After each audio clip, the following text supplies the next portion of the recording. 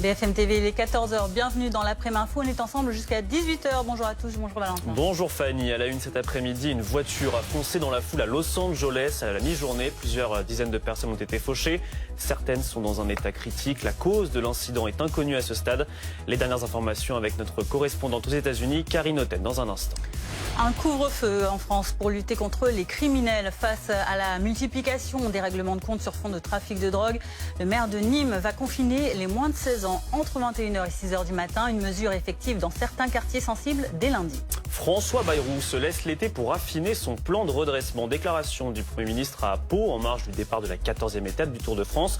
Néanmoins, François Bayrou l'assume. Cela s'annonce complexe pour négocier avec les oppositions. Explication à suivre. Après les incendies, l'instabilité gagne le pays aujourd'hui. 9 départements sont en vigilance orange orage. L'Auvergne a déjà subi plusieurs chutes de gros grêlons depuis ce matin. Les images et le point de situation dans ce journal.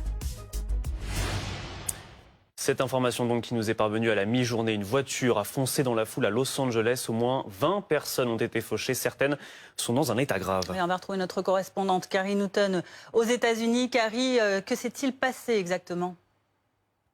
Alors pour l'instant, très peu d'informations nous parviennent des autorités de Los Angeles, mais on sait qu'un véhicule a foncé dans la foule vers 2 h du matin, il y a donc un peu plus de 3 heures, dans ce quartier de West Hollywood, plus précisément sur le boulevard Santa Monica. Plus de 20 personnes ont été blessées, 5 sont dans un état très grave, elles ont toutes été déployées dans les hôpitaux de la ville. Les pompiers de Los Angeles semblent indiquer que cela s'est passé à proximité d'un lieu de concert. Nous devrions avoir plus d'informations très rapidement. Karine Oten depuis New York pour BFM TV. Après la publication de Passage, une lettre tendance sur son reste aux États-Unis, Donald Trump contre-attaque. Le président des États-Unis porte plainte contre le Wall Street Journal pour diffamation. Il réclame au journal 10 milliards de dollars de dommages et intérêts. Oui, pour autant, cette affaire, elle embarrasse le clan Trump, notamment la base de soutien du président qui demande plus de transparence. Les explications de Mathis Menu.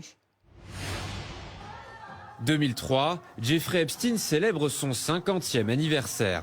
Parmi les invités aurait figuré un certain Donald Trump, l'une des nombreuses stars membres de l'entourage du financier. Les deux hommes se fréquentent depuis les années 80 et font régulièrement la fête ensemble. Le milliardaire aurait donc accepté de lui écrire une lettre pour remplir un livre d'or. Joyeux anniversaire, et que chaque jour soit un nouveau secret merveilleux. Ces mots, c'est le Wall Street Journal qui les révèle dans un article publié jeudi. Le quotidien dit avoir examiné la lettre et affirme qu'elle serait accompagnée d'un croquis. Elle contient plusieurs lignes de texte dactylographiées, encadrées par le contour d'une femme nue, qui semble avoir été dessinée à la main avec un gros marqueur. Une paire de petits arcs indique les seins de la femme, et la signature du futur président est un Donald, gribouillé sous sa taille, imitant les poils pubiens. Le président américain dément être l'auteur du texte et du dessin. Il attaque le journal en justice et réclame 10 milliards de dollars de dommages et intérêts. Nous venons tout juste de déposer une poursuite judiciaire puissante contre toutes les personnes impliquées dans la publication de cet article mensonger, malveillant, diffamatoire, fake news paru dans le torchon inutile qu'est le Wall Street Journal. Un nouveau rebondissement dans une affaire devenue un boulet pour Donald Trump. Plusieurs théories du complot soutiennent que Jeffrey Epstein, inculpé pour trafic sexuel de mineurs en 2019, aurait tenu une liste secrète de clients sur laquelle figureraient plusieurs célébrités. Le FBI et le ministère de la Justice assurent qu'il n'existe aucune preuve. Indignation chez les Trumpistes qui reprochent au président de ne pas tout révéler de l'affaire comme il l'avait promis avant sa réélection. Tout ça n'est qu'un vaste canular perpétré par les démocrates. Certains républicains stupides et idiots sont tombés dans le filet. Et donc ils essaient de faire le travail des démocrates. Face aux critiques, Donald Trump a demandé à un tribunal fédéral d'autoriser la publication des documents judiciaires ayant conduit à l'inculpation de Jeffrey Epstein. En France, on vous emmène à Nîmes, dans le Gard, où le maire de la ville adopte une mesure choc, un couvre-feu pour les mineurs de moins de 16 ans dans certains quartiers sensibles. Il sera instauré dès lundi entre 21 h et 6 h du matin. Décision prise en réponse aux récentes violences qui ont éclaté dans la ville, notamment plusieurs fusillades sur fond de règlement de compte. En début de semaine, le corps d'un jeune homme de 19 ans a été retrouvé à quelques kilomètres. Il allait la Flaï, Louison Gastier. À partir de lundi, les mineurs de moins de 16 ans non accompagnés ne pourront plus circuler librement dans plusieurs quartiers prioritaires de Nîmes. Après une succession de fusillades et de règlements de compte, notamment dans le quartier Pisevin, la mairie a décidé de mettre en place un couvre-feu entre 21h et 6h du matin. Une mesure restrictive qui divise les Nîmois. À 21h, les mineurs, ils doivent être chez eux ou alors les parents savoir où ils sont et puis avoir un regard sur eux, voilà, normal. C'est bien de mettre en place un couvre-feu, mais je pense qu'il y a d'autres mesures qu'il faudrait mettre en place un peu plus fermes. Je pense que le problème, il n'est pas là, quoi. Le problème, il y a un problème soit de misère, soit de travail dans ces quartiers-là, pas forcément s'en prendre aux jeunes. La découverte du corps d'un jeune homme de 19 ans tué par balle et partiellement calciné dans un village proche de Nîmes mardi, puis une fusillade jeudi sur l'une des places principales du quartier Pisevin. Une succession d'actes criminels liés au trafic de drogue qui a poussé le maire de Nîmes à instaurer un couvre-feu pour 15 jours. Dans un communiqué, il évoque une mesure préventive destinée à protéger les mineurs. La situation dans les quartiers prioritaires de la ville, notamment Pisevin, est devenue intenable à cause de l'action armée des narcoterroristes. Le sang coule régulièrement, les morts s'additionnent, les règlements de compte s'enchaînent. Je ne peux concevoir qu'une jeunesse se détruise ainsi. Comme Nîmes, plusieurs communes, notamment dans les Yvelines, le Rhône ou les Bouches-du-Rhône, ont instauré des couvre-feux pour les mineurs afin de lutter contre la délinquance.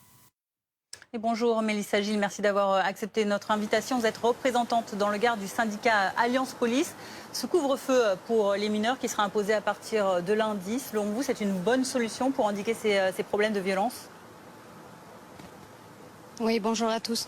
Oui, alors effectivement, ça va nous permettre de contrôler l'ensemble de la population dans ces quartiers, justement. Donc ça va nous aider à contrôler les narcotrafiquants de la même manière, en fait. L'un des quartiers Mais le problème, c'est que ce genre... Je vous en prie, poursuivez, Mélissa Gilles. Le problème, c'est que ce genre de procédé n'a pas lieu de tenir dans la durée, en fait. Ça ne peut être que ponctuel. Et pour mettre fin aux narcotrafiquants et protéger les habitants de ces quartiers qui subissent ces problématiques, il faudrait prendre des mesures plus pérennes. Qu'est-ce que sont ces mesures plus pérennes que vous évoquez ? Alors pour notre part, en fait, on souhaiterait avoir un mouvement de mutation, ce que nous on appelle un APC, c'est un mouvement de mutation de fonctionnaires de police pour le département du Gard, puisque nous n'avons pas que Nîmes qui est sujet à ces problématiques, nous avons aussi Bagnols et Alès, et du coup nous souhaiterons avoir des renforts d'effectifs en police judiciaire, en voie publique, mais aussi dans les renseignements territoriaux pour mener à bien nos missions et combattre les narcotrafiquants. Donc plus d'effectifs, c'est ce que vous demandez pour combattre ce problème. L'un des quartiers spécialement visés par ces mesures, le plus concerné, c'est Pisevin. À quelles difficultés concrètement vous êtes confrontés au quotidien ? Les quartiers de Nîmes, il y en a 4. Il y a le quartier de Pisevin qui est la ZUP Sud, on a le quartier de Val-de-Gour qui est la ZUM Nord, on a le Mas-de-Meng et le Chemin Bas. Ces 4 quartiers en fait sont soumis au régime des narcotrafiquants régulièrement. Le problème c'est que pour mener à bien des enquêtes et faire tomber les têtes entre guillemets, ce sont des enquêtes qui sont très longues, des présences policières qui doivent être nombreuses et régulières. Et en l'occurrence, on n'a pas la possibilité d'effectuer ça de manière quotidienne. On n'a pas assez d'effectifs. Donc effectivement, Pisevin a passé un cap avec ce message où il demande aux mères de famille de ne pas envoyer leurs enfants chercher le pain, sinon les enfants seront des cibles, ou même les enfants de 5 ans. Donc effectivement, ils ont passé un cap. Et je pense que ce cap-là est inacceptable pour nous, en fait, pour la police nationale. Ce couvre-feu va concerner seulement les mineurs. Est-ce que ce n'est pas un petit peu léger pour vous aider à stopper le narcotrafic dans la ville et dans ces quartiers ?